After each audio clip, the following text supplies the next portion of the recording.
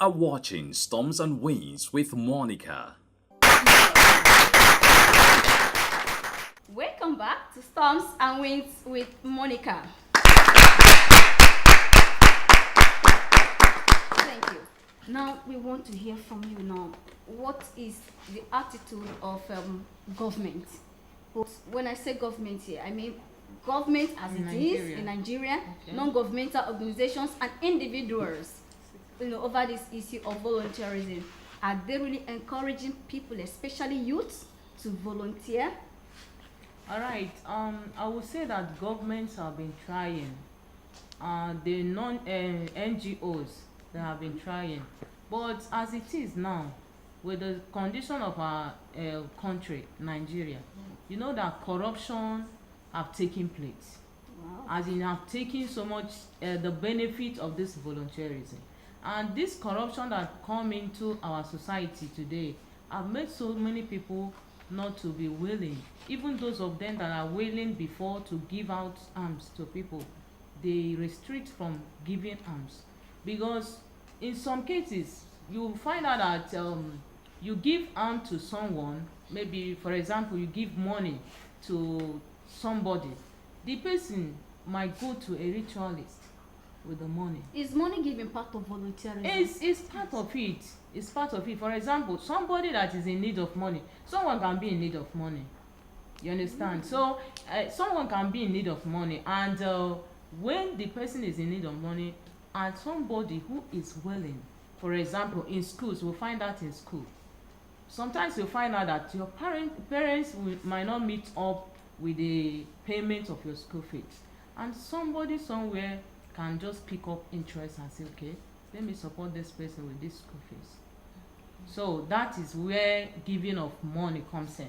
And sometimes when you give money to people in the name of just giving them to help them, you find out that they take this money to ritualists. That's what's happened mostly in the local communities. So when they take it to ritualists, before you know it, maybe you will have problem. As someone who have been doing well, you find out that your business, everything will just go down. All right, thank you. Now, my interest in the aspect of government, why I bring government in here is this. I don't know if you have ever volunteered before. Yes. Have you ever volunteered? Yes. In which organization did you do that? It's an NGO. Okay. Child rights organization. Okay, child. Because I'm sure so many of you watching, people out there watching, will be wondering, volunteerism. Where will I expend my, voluntary spirit to? They are confused. So, I expect that in a country like Nigeria, we should have organizations where one can actually go to and say, look, I am willing to volunteer.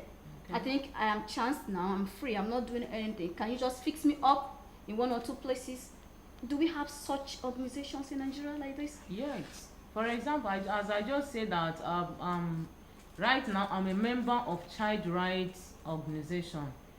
And what we do there is what? We'll look into the affairs of the little children. It's just a willing servant. You don't expect someone to pay you, because in our society today, the rights of children are violated. You see the cases of raping and everything, as in so many cases. So what we do is I will come in, take up the case, or whatever case it may be, we'll take it up, go to the government and complain to them. There are people, this human rights organization, they take care of that. When we get such case, we'll contact them. If it is what we can handle, we handle it. If it is not what, as in beyond our capacity, we don't contact the human rights organization. They look into it, and even the person involved in the act will be charged to court. So that's what. And another thing is this: it's not just in organizations that people should volunteer. So we are other places, for example, where there's fire outbreak, accidents.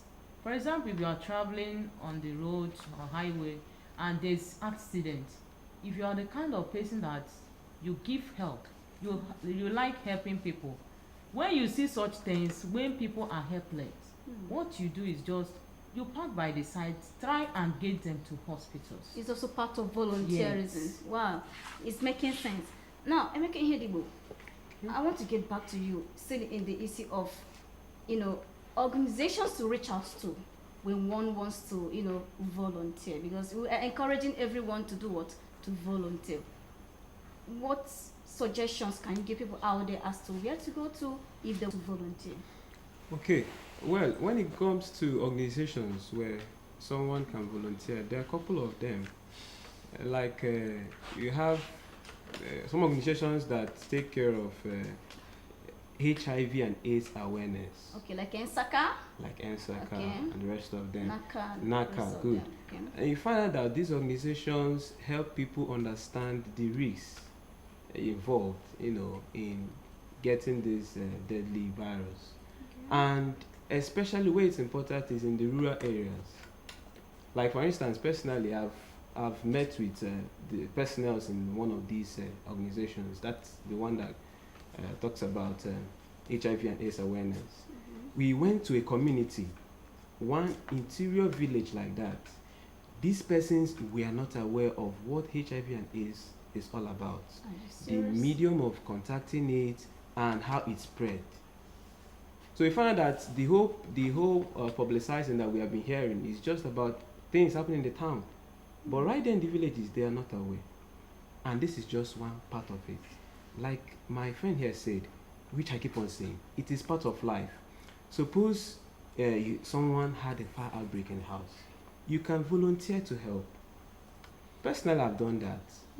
A house was on fire, of course, though not mine, but then I had to come out to ensure what was happening there.